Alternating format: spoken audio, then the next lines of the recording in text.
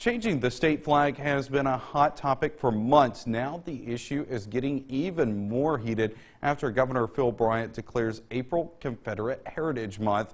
With all the controversy, what does this mean for the perception of Mississippi? WCMI's Emily Casulo goes to the state capitol for reaction from local lawmakers. Now she joins us live in the studio with what they have to say. Emily? Joey, lawmakers seem to be passionate about the causes, even though all the flag proposals died without debate. I got mixed opinions on both issues at the state capitol, and they're not necessarily divided along party lines. The emotions are so visceral both ways on that issue.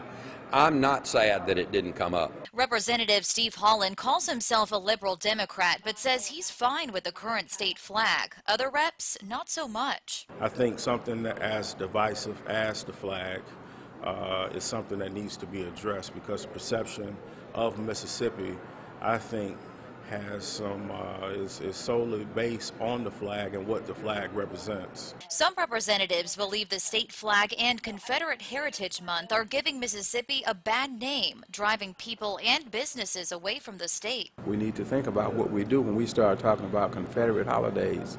What's the purpose of it? I mean, a Confederate Heritage Month, you want to celebrate all of the type of oppression and the hanging of young black boys hanging from a tree. You want to celebrate that? However, Representative Gary Chisholm doesn't think these issues are keeping people from the Magnolia State. We've got the workforce. We give enough financial incentives.